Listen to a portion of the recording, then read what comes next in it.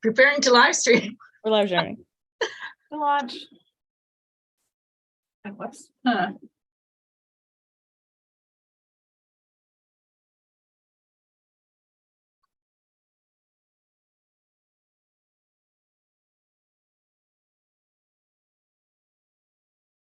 Oh.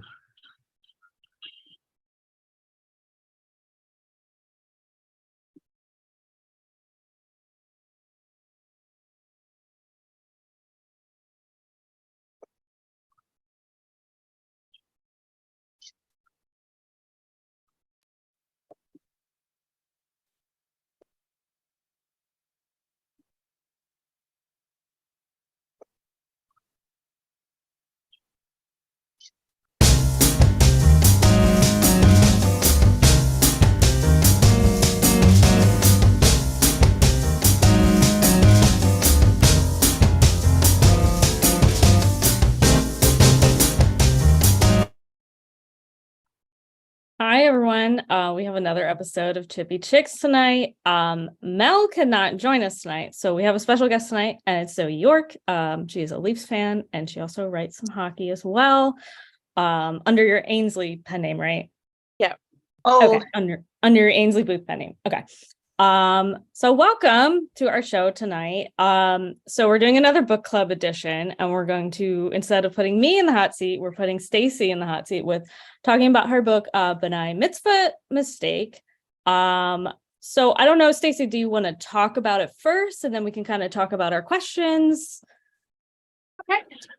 So the Benign Mitzvah Mistake, which came out June 1st from Julie, you can kind of see the cover here, is the story of two people who are stuck sharing, who are both adults, who are stuck sharing a Benign Mitzvah, an adult bar mitzvah or and bat mitzvah date, hence the title.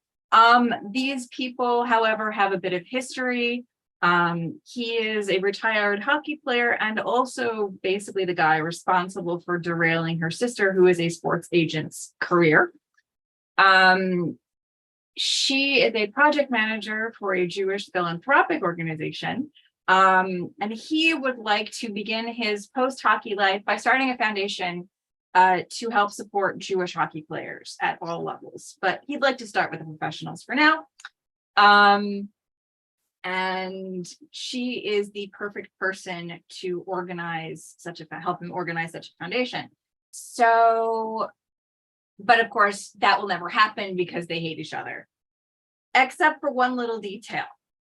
She adores her 7-year-old nephew. He would like to do a report on a Jewish athlete.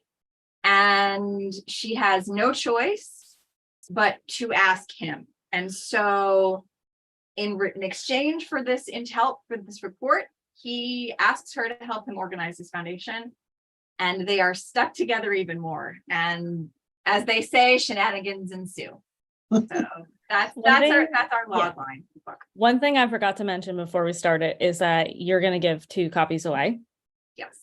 So anyone who watches tonight, and if they comment on this video, we'll pick 2 winners. I think like next week we'll go and pick that. So I did want to mention that. So it's the first time we're doing like a giveaway on the show. So we'll talk more about that again later. Okay, let's get into it. I had a couple of discussion questions that we could kind of talk about. So I did really want to talk about the Jewish rep in hockey. Like, I love hearing from you and I love hearing your perspective on stuff. So I can really see you in this book and see like the things we've talked about. So I really love that. It's like a little inside scoop to like you, because I know you and I know your passion. So I loved reading about that. So I don't know, Kelly, if you have any thoughts about the representation you read in the book.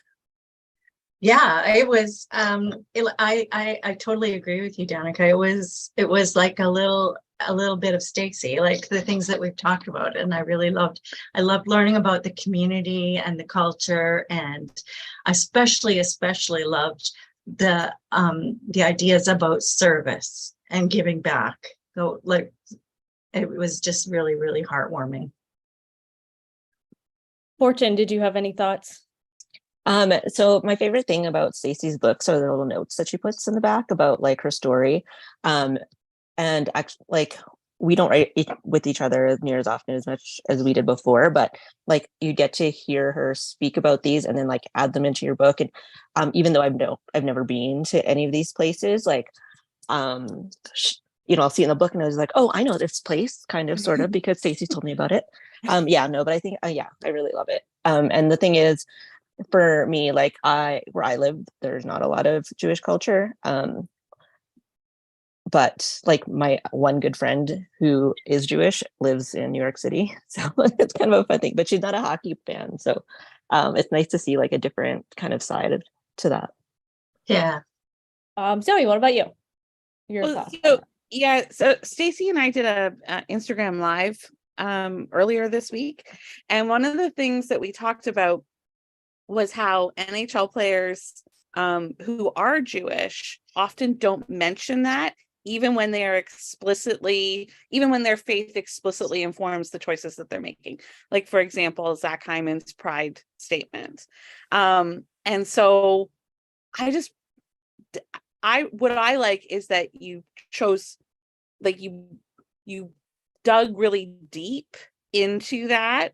It's an insight, particularly for readers who are interested in more diverse hockey romance, who want to dig deeper into some of what a character who might be like some of their favorite players, like Adam Fox or Zach Hyman, who are both huge NHL stars.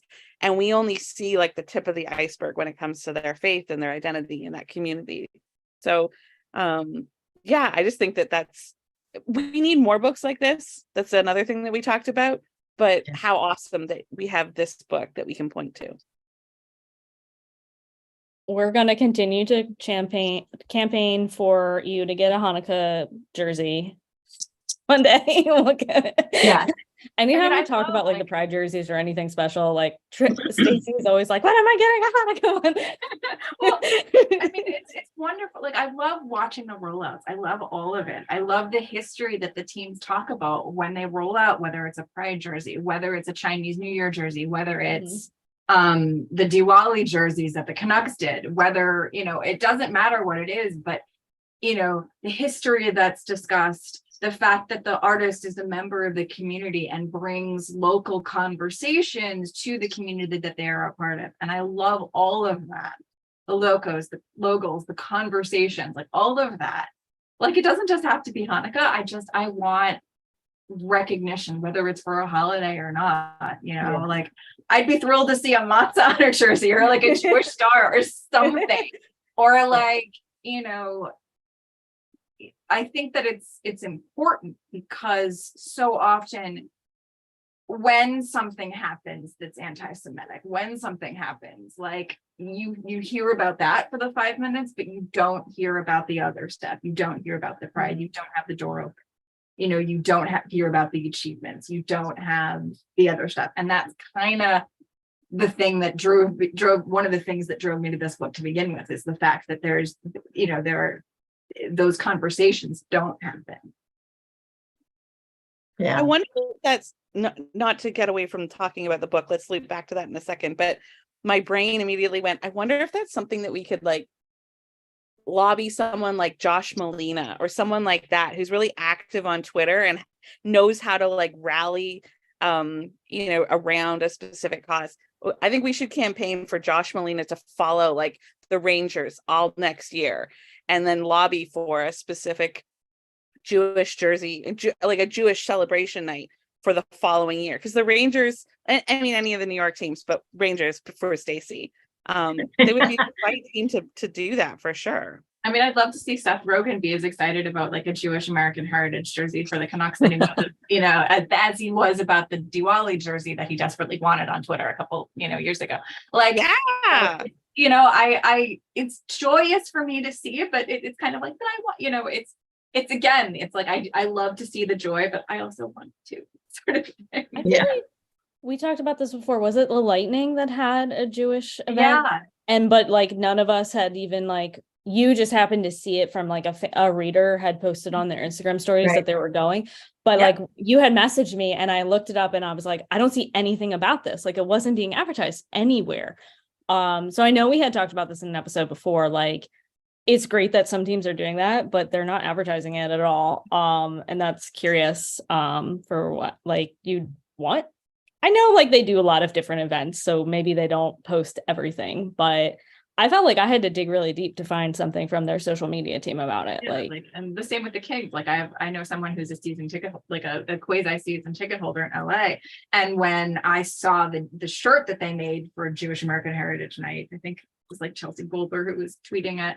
The friend of mine was like, I'm not there. If I had known about this, I would be there. Yeah. yeah. So, but I mean, if they're going to do these certain events, it needs to be advertised more so that the fans that are part of the community can participate. So it's really a shame that that was kind of like just a random, we found out it randomly, where we normally wouldn't, because we know about like Pride nights and like military appreciation nights, like all those other nights, we kind of know about them and they get talked about a lot. So I had some other questions about like, did you guys have like a favorite character that you related to or a favorite part of the book? What are you guys thinking? Well, my favorite character was Ash.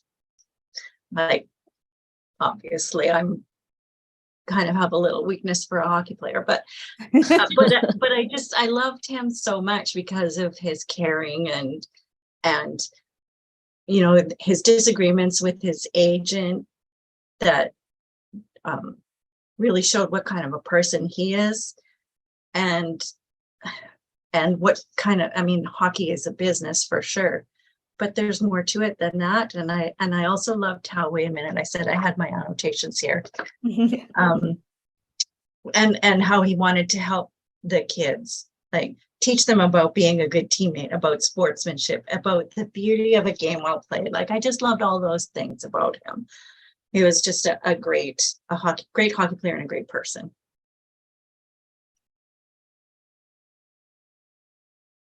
I am I'm a big always Ash fan as well. Sorry, go ahead. No, you go ahead. Oh no, I was just giving like Ash love. I don't know. It's what we do, right? Like make the guys dreamy so that they're forgivable. And I don't know if we should be helping these men in real life. Fair.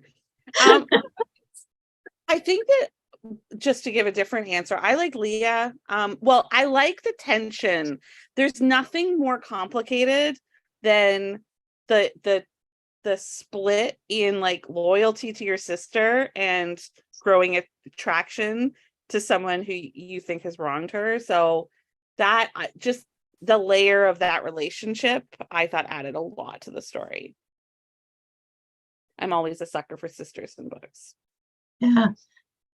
I really loved her cousins too, Naomi and Liv, like, because they'd be like, you have to talk to your sister about this. Like, and they were very real with her and kind of also put stuff in perspective for her. Like, have you talked to her about this? Are you sure this thing you've built up in your head is really as like bad as you think it is? Yeah. So I did really like hearing them, and I'm assuming they're going to potentially get some books because I could kind of see seeding things, and I love seeding things. I love when authors seed things for feature books, so I love reading that and like seeing it and being like, okay, I know who's going to be next. Who do you think is going to be next? I don't know, but I know someone. I think it was probably going to be Liv, maybe. I was hoping you were going to tell us, Stacey. Yeah. I will. Yes. So I literally just turned in a couple of weeks ago the second book. It is Leah's book. Leah's book. Okay. Yeah, sorry. I was wondering if that was a trick question because I already knew this answer. You knew. She literally told us before, and I just forgot. I'm always wondering, like, because we all, like, every time we read a series, like, we always want to know who's next, and we always have our opinions on who's next. And being that this is the first like big series, like I had a trilogy before, but this is like my first 4-book series. Like I'm always curious as to like I'm desperately curious as to like what people think, like what you guys thought, especially you guys, because you guys have been reading romance and also writing it for a long time, each of you. So like, it was something for me to kind of like know about. So what other questions do I have? I will say though that there was times that I wanted to shake Judith, like, just talk to your sister, just like, But I love that about writing and like making people have a reaction, because I write difficult heroines and I have people that hate them, but I've forced an emotional reaction with them. So that's like the best thing I can do as a writer, even if it's a bad thing.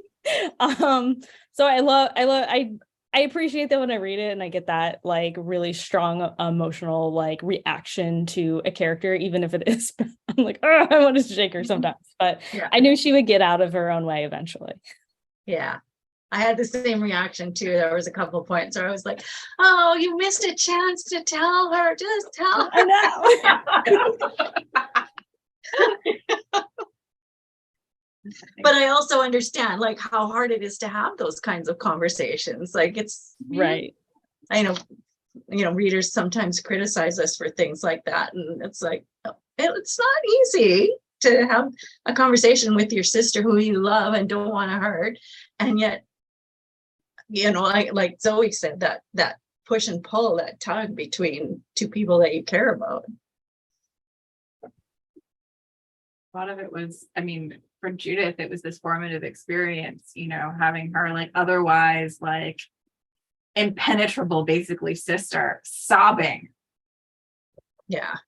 And that picture stayed with her for years. And like, that's what's sitting in the back of her head, is this idea of like, I don't want to hurt her again. I don't want to bring her larger, but more specifically, I don't want to bring her back to that place. Right. That I'm afraid she has not left.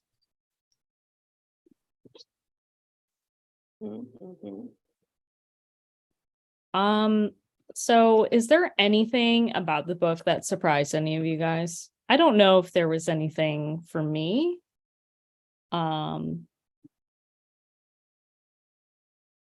I wouldn't say I was necessarily surprised about anything. I want to know more about, okay, you're going to laugh at me. No. I don't even know how to say it. Burika? Ah, yes. So knishes and barikas are very, very similar. They're dough. They're kind of like pastry-like things. On the outside, you've got a harder crust, and the inside, you've got a filling. Barikas are more Sephardic. Knishes are more Ashkenazi in origin. Okay. There are really cool articles. I want to say that a couple of years ago, there was this really cool article about something that happened in Atlanta involving barikas and like their history and stuff, which is a really, really, really cool story. I have to find it somewhere, but like there are a couple places that do make barikas in New York City, so that's why I'm going to have to find them, because we do have a large Jewish community here in Winnipeg. Yep. And I have never heard of this, and it sounded delicious. So yeah, they are. They're fantastic. They're very good. Yeah, they're not exactly the equivalent in Sephardic Judaism, scene of the Ashkenazi knish, but they're very similar. Okay. They look like an empanada, actually. Okay. Yeah. So cool. It's my curiosity. Do they taste like empanadas? Sometimes it depends on like some of them do. Some of them they're similar, but like the opposite for sure. Some of them look similar, but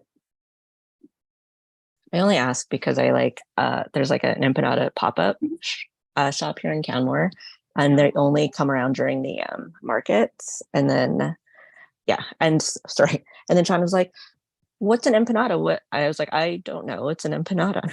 But now I have something else to compare it to. Flaky pastry, apparently. Exactly. Like sort of a doughy pastry on the outside, and like some people have used wonton wrappers to make them. Like you put them in the little kind of like thing that folds over, and then you get the like a crimping. Yes, that on the edges. Okay. And then you fry them and they're yummy. There was lots of good food in this book. Mhm. And I like food, so I like that. I cannot help Oh. myself. Oh no, yeah. All of Stacey's books have food in them. They make me so Yeah. hungry. Yeah. Kelly's too. I don't know if it's like a Thule thing. It's just like Yeah. like all my guys are always eating like yeah, like shoving salad into their mouths and stuff. I just always have someone eating a cheesesteak. Like Love it. it's I always like that. the thing. My editor who does the Bulldogs is from Philly, but they live in New Mexico now. And I was like tweeting about something, and they were like, "Why did you tweet this? Now I want Wawa." And they said, Oh, yeah. that my books make them crave Wawa. Oh my God. Oh, I love that. Like The for people not unfortunate- from the area, it's just like a gas station here. Like, it's just, It's oh my God. The unfortunate nature of my life that Wawa stops at New Jersey. I know. It goes all the way There's- down the East Coast. They also have them like in Florida. Florida. So I had a reader message me on Instagram like that she got Wawa, and she's like, "Is this the Wawa from your books?" And I was like, "Yeah, Wawa's like kind of weird. They're like South PA and New Jersey, and then like randomly they're in Florida." Like They're in Virginia too. That's like, it's so funny. So like one summer, like a couple of years ago, Wawa was out of their diet lemonade, and I am obsessed. I know. I always look for it. And like could not find it in Virginia. So I'd gone on a writing retreat in Philly. And like I dragged my two friends with me. We're just sitting to God knows how many Wawas to try to find this diet lemonade. And I was like, I am tilting at windmills right now. I don't take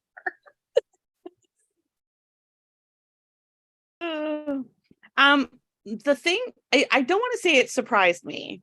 That sounds weird. That's the wrong way to say it about the book. The thing I learned from the book was I didn't know that adult bat mitzvahs and bar mitzvahs were a thing for people who had already had, like, I guess I hadn't really thought about it, but then when I first read it, I was like, oh, didn't they have them when they were younger? And anyway, so then I went on like the wiki tangent and did the deep dive and YouTube videos. And so I learned something new that was very interesting. So like what happened was I think I was 14 years old, actually. I think about it now. My brother's best friend, his mom, had her bat mitzvah at like 40, in between, right, the year before that her older son did. She had 2 kids, she was an attorney, she was a wife, like she was busy. And like I thought it was interesting, and there's an interesting story, not mine to tell, but nevertheless. And then right around the time I was thinking about the book, there was, I want to say it was Julian Edelman who had his bar mitzvah. Mm-hmm. But right after he retired, not after he retired, like not long after, but like after he retired from football. And then a comedian, Tiffany Haddish, had her bat mitzvah. And I just found out that Paula Abdul had her bat mitzvah in like 2012 or 2013 or something. Wow. As an adult, which surprised the ever living crap out of me too. Mhm. But like all of these things were going on in my head, and I was like, and then there was a conversation that was happening about adult coming of age stories. Mm-hmm. And I was like, perfect. But also, so my mom taught second grade Sunday school for like many, many, many years at the temple. Like she started in 5th grade, then did kindergarten, and then moved to 2nd grade. And one of the stories that she told like all the time was about her hockey boys, quote unquote. And the hockey boys were little kids who come into class, who played hockey regularly, you know, for the town nearby, and would come into Sunday school and fall asleep. And like when they were awake and excited and participated, they knew that they could have a conversation about hockey, because my mother is a huge fan, you know, so like they would have these conversations. But when I was writing Ash, and like I was thinking about them and the choices that they would have to make later on in life, Like, if were they good enough to travel? Were they good enough to like, you know, go to the national program and live in, you know, like live in the area? Like, were they good enough to like stay in the area? What was their kind of hockey trajectory? And that's kind of a lot of ways that what informed Ash's decision. So, anyway. That was another thing that struck me, was reading more about the things that Jewish players have to deal with that you don't think about, like the days of the week that games and practices are scheduled on, and if they're kids and they go away to live with a billet family, like how that could impact them if the billet family is or isn't Jewish, and all kinds of things that you don't even think about. One of the things that I'd not remembered, but how I forgot this, I have no idea. But when I was writing the book, there were a whole bunch of different court cases happening in the United States about whether the pregame football prayer was, voluntary or not. And you could probably tell my particular position on that issue, because I was so annoyed, and I was like, this is ridiculous. And you could kind of tell, like, my reactions to those cases are in the book. Yeah. They're not voluntary. They are run by a teacher, an adult, and you're a child. The teacher is in charge of your future. Not voluntary. Yeah. Exactly. Yeah. Yeah. So one other thing that will lead into our Stanley Cup conversation is that Ash has a surgery that he wants to get done, and it sounded very familiar to another hockey player. And I was like, did she tell me this? Like, so do you want to talk about that? So when I was trying to figure out the story and I was trying to figure out the book itself, like, I needed a conflict that was forgivable. I wanted whatever happened, even though it was bad, I wanted it to be forgivable, because I didn't not that I didn't want anybody at fault, but like, if possible, I didn't want anybody at fault. I didn't, and so what ended up happening, because they would have to, regardless of what happened, these characters would have to be like around each other for the rest of their lives if things worked out. So I wanted something that would be safe. I wanted something that I could work with. And I heard about what had happened with Jack Eichel and other players who had to fight, he changed agents. He was in Buffalo. He changed agents. And then he went to Vegas. Yeah. And in the back of my head, it was like one of the many stories that were similar that I heard, of players changing their agents and then changing their stars, changing their situations. And I was like, okay. And then I already spoken to my friends who knew Michigan. Where's a huge Jewish community in Michigan? Well, Grand Rapids, they said. I said, great. And then I said, where can we put an orthopedic surgeon? And they were like, Grand Rapids. And I was like, fantastic.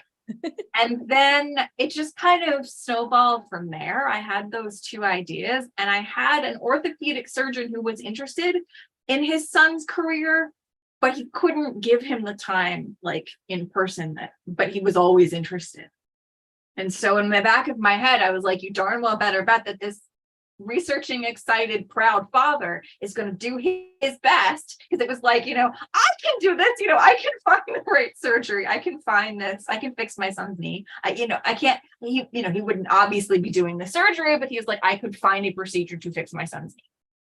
And you could see sort of a building excitement, even though I didn't write it on the page. You could kind of see the story sort of filling. And this baby agent, because we think about agents, we think about agency, we think about it, how people learn how to be an agent. Baby agent, very young, very excited, had a very young client, which was going perfectly up until this point, and then all of a sudden, the knee injury happened. They found the perfect surgery. And the team said no. Yeah. And then, of course, you have the opportunist schmuck who is about to leave the agency and realizes that he can take something from the old agency before he left. So it is him and his kind of ways of things. You know, John Whitmore, the agent, is the one who does this, is the one who steps in and messes everything up. And then, you know, we have the situation, you know, baby agent with no client, senior partner in the agency without like his long-term help gone. Mhm. And then, you know, and the agency is like backwards. And what can the little baby agent do? She goes to law school. That was a great backstory because, like you say, I love it when there's two sides to a story and Mhm. everybody has their own perspective, but there's also the other side. Yeah, exactly. It's, you know, it's, as I said, like it's nobody's fault. You know, it wasn't Ash's fault. It wasn't Leah's fault. Yeah. And Judith was always a bystander. You know, as much as she felt she was in the middle of the situation, Judith was always a bystander. Yeah. Yeah, and it makes you really wonder about some of the stories that we don't hear about until careers are over, right?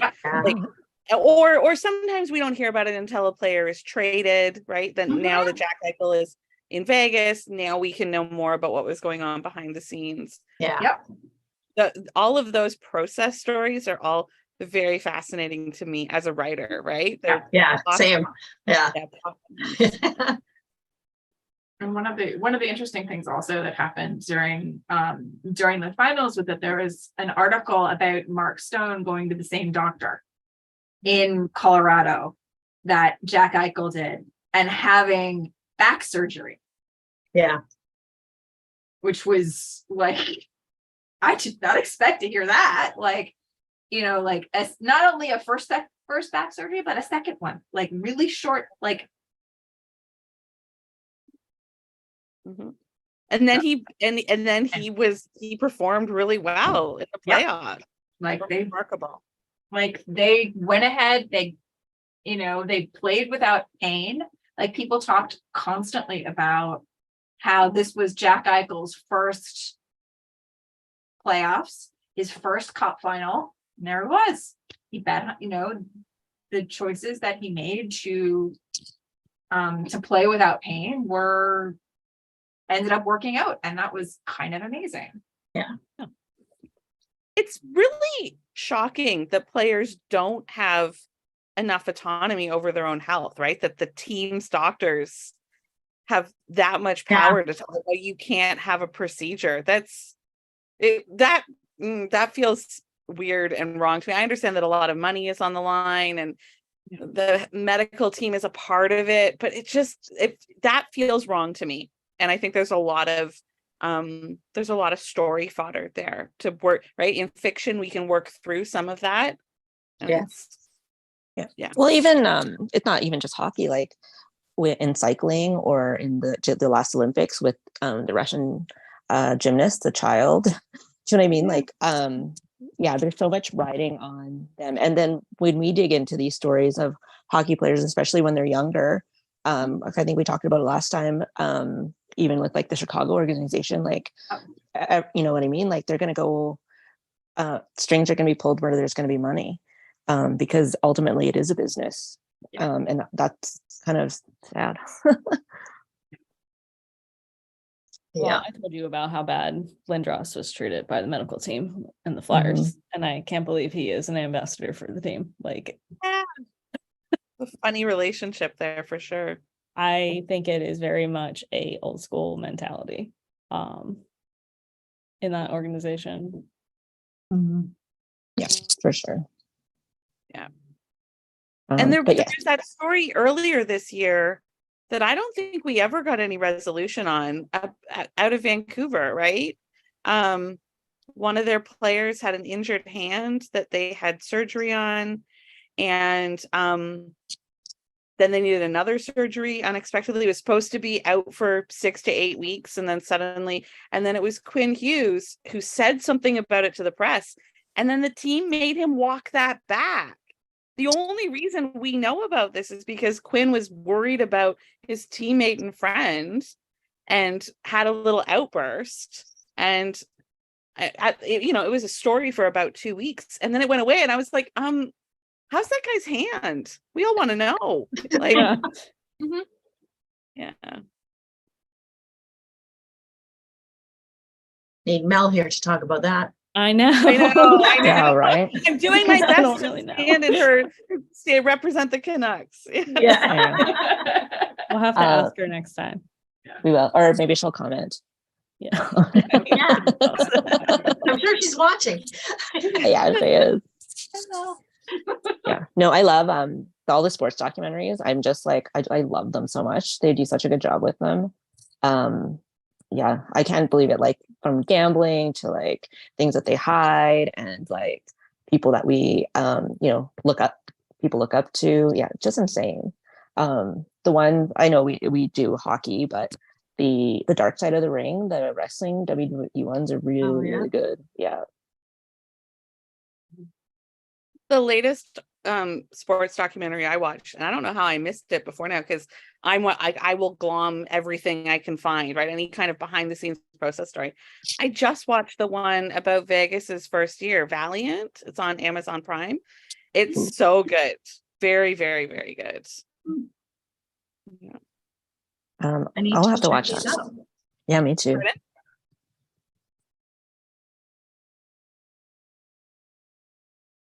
Okay. Is there anything else we want to talk about the book before we move on to talk about Stanley Cup?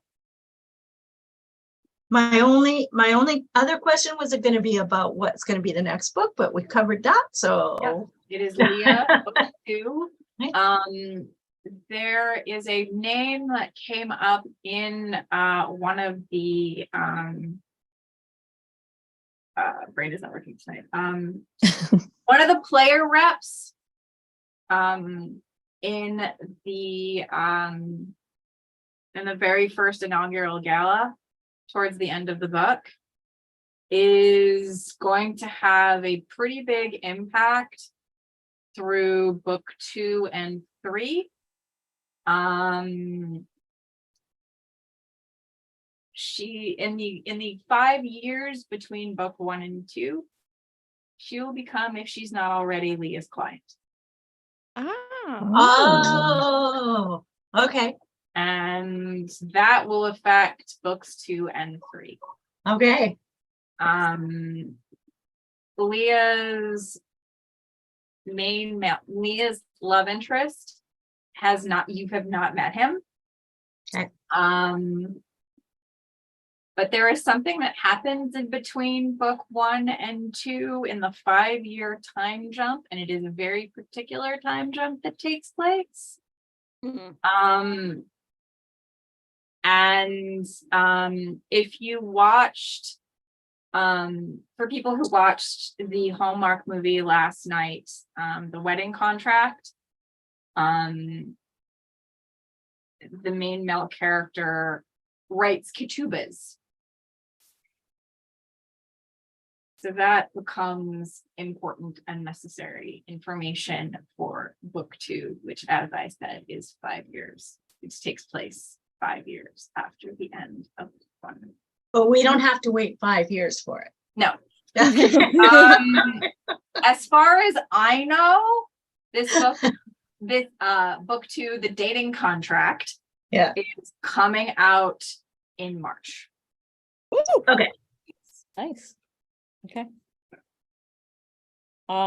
So when I originally made the outline for this, it wasn't clear what was going to happen with the playoffs. So I was like, depending on what happens, like, let's talk about like who won or like what's going on and like maybe our predictions, and then Vegas won.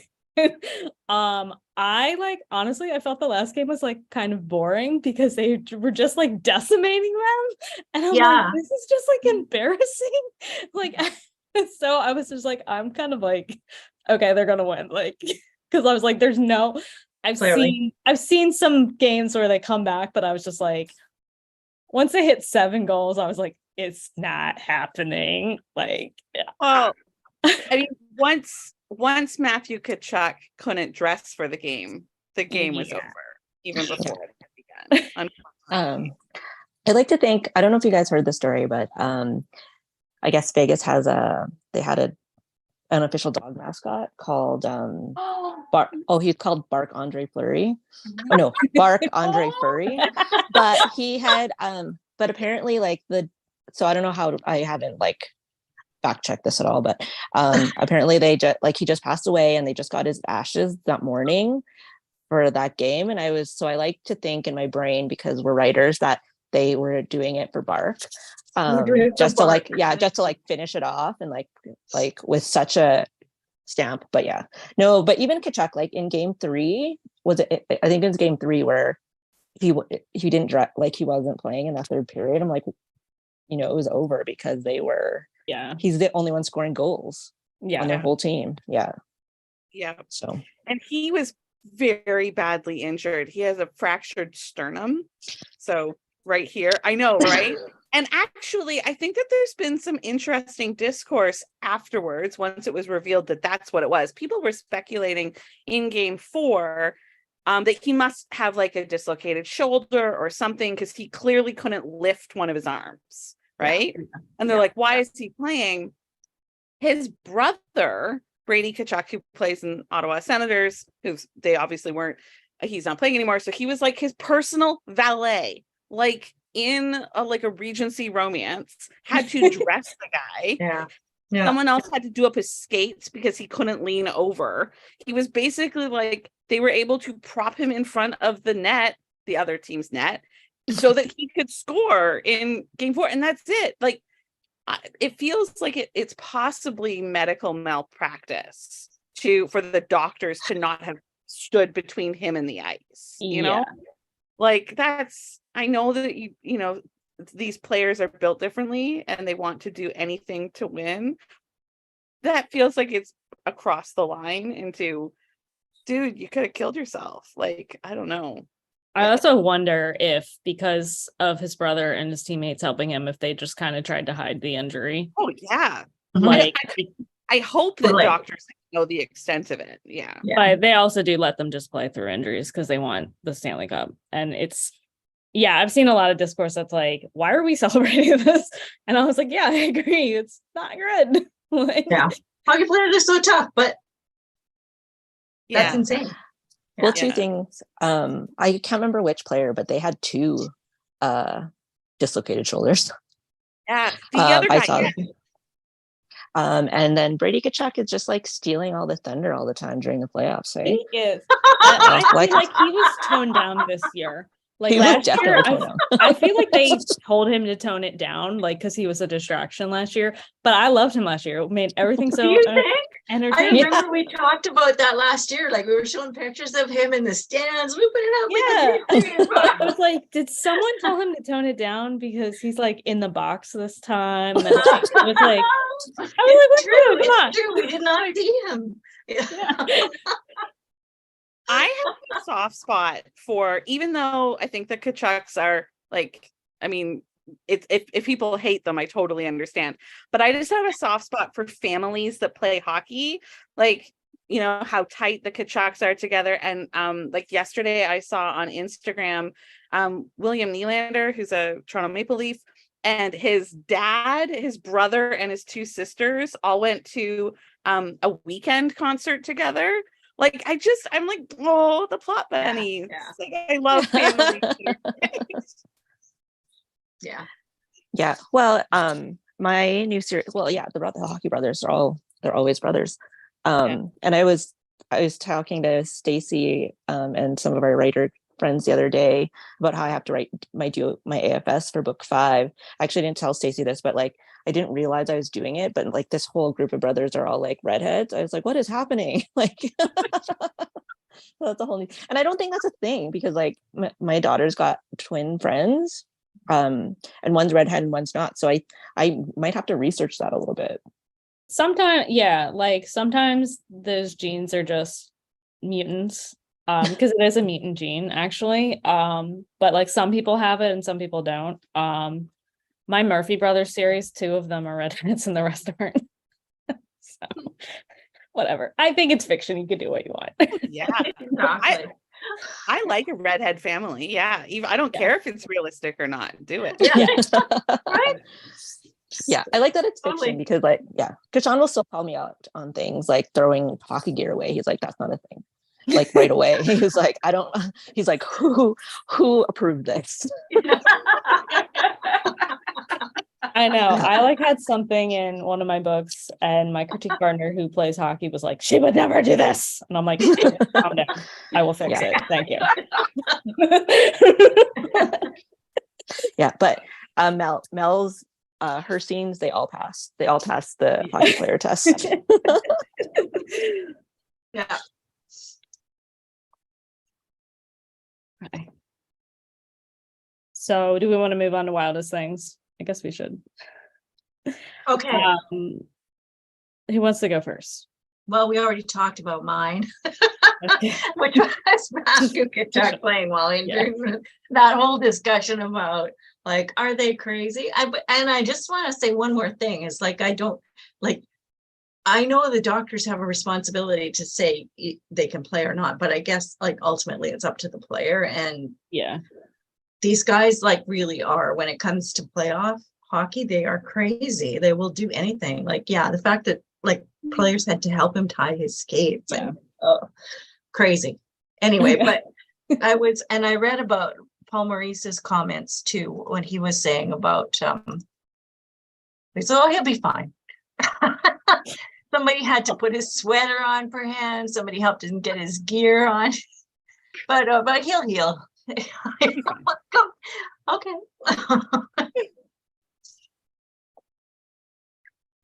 Okay. So if you didn't know anything about the Flyers organization, they consistently just hire ex-Flyers, and they've just continued to do that. But what's interesting is Jonesy is like calling games I was still, yeah. while Danny Briere is like making trades. I think it's probably contract stuff. Like he's probably like on contract for a certain, Yeah, but it's just kind of weird. Like, Yeah, like and we got rid of a player that was a PR disaster for us, so I am happy about that. Who? I've been Kirby overall. Oh, okay. Yeah, started yeah, everything. yeah. Who started all of this shit? Yeah. Yeah. I love the fact Oh, that like- one of Briere's first acts was to get rid of him. Bye. And like And it- Briere was very coy about it when people are like, is that why you traded him? And that's probably not really why. It was probably salary cap room, and he hasn't been real. He's been on the trade block for a while, so I was really not surprised by it. Like, And he was traded to Columbus, right? yeah, it was like a 3-team trade, I think, with the Kings and Columbus, and we got a goaltender, which they're also probably going to trade Carter Hart. So Mhm. yeah, I know I found that very interesting because the Columbus is about to hire Mike Babcock to be their new head coach. And Mike Babcock can't be hired until July 1st because he is still under contract with the Maple Leafs, who Yeah. fired him 3 years ago. Three and a half years ago. Yeah. And his contract, like they fired him with that much of his contract still to go because he was that toxic. So we'll see how that goes with Babcock and Provorov being added to that dressing room. It'll be very interesting. I don't know. yeah. Did We you see have, that? Oh, sorry. Go ahead, Virgin. I was gonna say, did you see that? The press release was like Michael Babcock, and people were like, "Who's Michael Babcock?" Yeah. Just like, isn't I slipped that one under? Like, We have No. talked numerous times about the musical chairs of the coaches in the NHL and how they just like they get fired from one team and then they go to get hired by another team. Mm-hmm. I did see somebody say, Cam, oh, I don't know his last name. He's a statistician. he pointed out that there were 6 coaching hires and only 2 of them were from that musical chairs. So we are seeing like who did Nashville just hire from Toronto? Nashville just hired an assistant coach from Toronto who had never been a head coach before, and he's a good coach. Should be really good. Nashville, right? Yes. I don't know. Anyway, but there of 6 recent coach hires, only 2 are retreads. 4 are somewhat fresh blood coming up. Oh, okay. That might be changing a little bit. I don't know if that's optimistic or not, but it's interesting. Yeah, I forget his name, but the Seattle coach was the Flyers coach, and he came from college. So when we hired him, it was like, okay, like interesting choice. He didn't pan out for us, but now he's coaching the Kraken. But yeah, like that was like a different choice, because normally we're like, oh, are you just gonna hire the interim coach who was like the head coach of our AHL team for a while, and they like brought him up after, I think that was like after we fired Laviolette. Speaking of Laviolette, do you want to talk about it? Speaking of coaching drama, so like going back to like the retreads and stuff, there was a whole long extended time about like whether we were going to like steal Sullivan away, which side note is not going to happen, or like what was going to happen with Sheldon Keefe, which I was hopeful for, but no, if Toronto, looks like we're keeping him. No. But there was a whole extended like conversation in New York about like John Hines, which no, thank you. But like, there were like bits of drama about Babcock, and that kind of got shot down real fast. Thank God. But like the big piece of drama that was kind of underlying everything was a guy by the name of, I forget his first name, but his last name is Knobloch. And I keep thinking Chuck, but that was a baseball player. He is the coach. Speaking of coaches of AHL affiliates, he was the coach of the AHL affiliate, and he is the coach of the AHL affiliate in Hartford. There was a brief period of time during David Quinn's tenure when Quinn was out for reasons, and I believe he had COVID. I'm not quite sure, but the coaching staff all did, and like this was during a really difficult period of time where the team was not doing so well, and so when Knobloch came up and like there was a winning streak involved, we got really excited, and we were like, can we keep it? So like there's been this refrain of, can we keep Knobloch? Can we bring him back? And so the second that Gallant made his way out, thank God, and the whole drama really revolving how little control that man had over the locker room came out, the fandom was like, come on, like, and then someone actually said on Twitter, the real reason why everybody's taking forever is because Drury wants Knobloch, and he needs to convince the old hockey guy at the top of the heap that that's what he wants. But we ended up with Laviolette, and who knows what's going to happen. A lot of people were talking about how when in Washington, the entire, like most of everybody was injured, and so you can't really judge them by that, but who knows? So we'll see. It's interesting, the idea of retread coaches and when they're different in a new city, right, with a new team. That's actually a bit of a theme of that Vegas documentary that I mentioned about their first year. So in Valiant, one of the recurring themes is that they are all misfits. That's what they call themselves, the original misfits, because everybody who made up that first team were rejects from other teams, right? They were people who second, third line players who had been exposed to the expansion draft, felt rejected by their other teams. And then, so nobody expected them to do well. I mean, before they set foot on the ice as one cohesive team, people were saying, oh, they'll be last in the league, etc.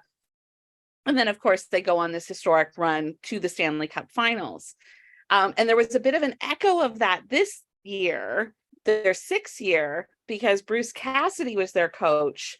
He had been fired from Boston. And all year long, the team that fired him was the best team in the league. They win the President's Trophy. Oh, they're better off now without Bruce Cassidy. And yet Bruce Cassidy is the coach of the team that makes it to win the Stanley Cup. There's a little poetic balance. Justice. Yeah. And that happened with Paul Maurice this year. Yeah. Like last year, he quit the Jets halfway through the year, kind of tooled around, and then he gets hired by Florida and goes to the finals. Like, Sometimes what's the saying? A change is as good as a rest. yeah, right. Sometimes it's true for players and coaches. Sometimes you need a different place to have a reset, start over again, a different bit of chemistry with a different team, and magic can happen. Yeah. Hey, Fortune, don't you have something to say about Calgary's coach? Oh yeah. So the last time we talked, there was nobody in upper management in Calgary, but they've hired. So they've got Ryan Huska now, who's also, an assistant. So I think this is his first head coaching job. I was lobbying for Andrew Manette, but I think I like this pick better. We also have, so for many years, I can't remember how many years, but Craig Conroy had this made up job called special advisor to the general manager, which kind of sounded like, assistant to the regional manager job. So Craig Conroy is the GM, but like, it's a good choice. He's been around for a long, long time. He's always like 20 years ago, he was the spokesman for the team. So I think he's good there, and people like him. And then again, he brought Jerome McGinley on. So Jerome McGinley is the new Dwight Schrute of the Flames organization. But I think it's kind of exciting because they like everything they said is that we are, we started something 20 years ago and we have to finish it. And I would love that. Like, what a great story that would be. Yeah. So it's a second chance romance is what it is. And Calgary, going through that leadership change, freed up Brad Treliving to be the new GM in Toronto after Toronto unexpectedly fired Kyle Dubas, which allowed Kyle Dubas to go and be the new president of hockey operations in Pittsburgh. Like, there was just a whole musical chair situation there that we'll see how that pans out, particularly because Pittsburgh and Toronto play each other a lot. So, and also my wildest thing, which was like that little Sutter investigation. So like all this great, wonderful stuff happened, and it's like, oh, but here's the drama. And so like, I can't remember. This was like the third time Sutter's been with Calgary, fourth time. I can't. But he was just so done. But like the things that were happening. So it was an unnamed player, they said, but I think the rumor was Connor McKay was was the one that he got an altercation with or whatever. But they just said you could just tell he was done. He didn't want to be there, like didn't take his foot off the gas. Like some people like that, like my boyfriend this year, Zadara, was great under Sutter, but like nobody else thrives. So it's fine. It's fine. My husband's in the military, and he talks about the difference between transactional and transformational leadership. And you can really see that in the different coaching styles, right? Like some coaches are very transactional and really like that, bossy, yelly, like that Sutter style. Some players respond to that. And other players want someone who's more of that, like transformational leadership, like a Bruce Cassidy or a Paul Maurice. So, and I mean, both of those coaches can yell as much as it's same as Sheldon Keefe, right? Sheldon Keefe, some people say he coddles them, but anyone who's watched like the Leaf documentary on Amazon Prime, there's no coddling happening. There's an awful lot of it. Yeah. Okay. We're running out of time. So I'm gonna do the style report then real quick. Okay. Yeah. Speaking of okay. Let's talk about this one first because I shared it like in our chat like a while ago. I don't remember. I feel like we might have shared it on an episode because and Zoe was talking about earlier before we got on about like the hot dog thing not actually being true.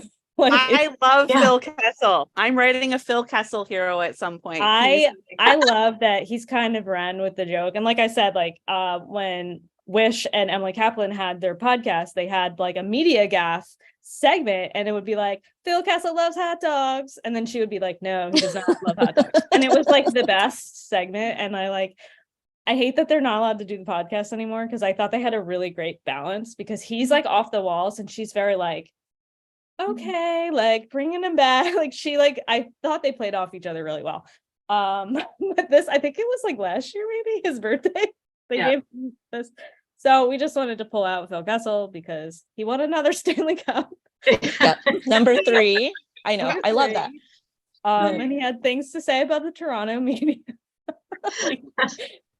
Did not hold back. The Toronto media is terrible. He should have said those things. My brother and I have a little saying about Phil Kessel. It goes so many Stanley Cups, so many hot dogs. I love it. There's a That's gonna be the name of your book.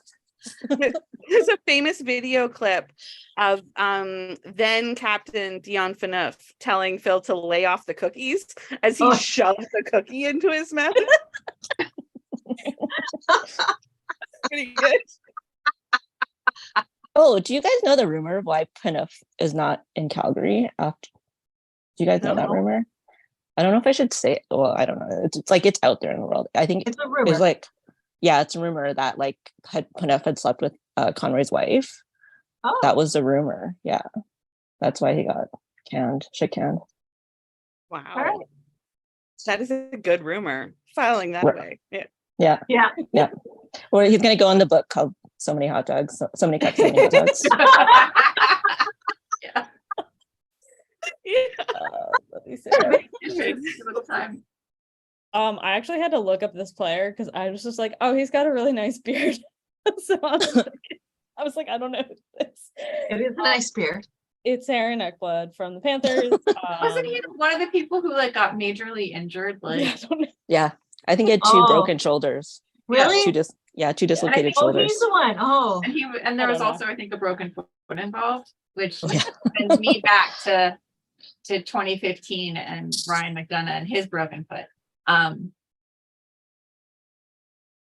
And then I think we know whose pick this was. Who, me? Yeah. Oh yeah, baby Jerome, 11th. Baby It is baby Jerome. Well, because I was looking at his suit pictures and they're all very boring choices. Because the last time I picked Jerome, he was in his like bathing suit. So this was his. So this is where he was drafted 11th overall pick. Only never played for the Stars, but look how handsome he is. Oh, he's such a baby. Yeah. Right? Yeah. And then Kelly's pick. And then that's my pick is I thought I should go with one of the Stanley Cup finalists. So that's William Karlsson. And I like the suit is just like perfection, right? Like I love it. Yeah, me too. purple plaid, and look at those butterflies in the lining Nice. and the matching tie. I mean, And it's just he's one of the misfits, Yep. right? He was an OG Vegas Yeah. for the night. Yep.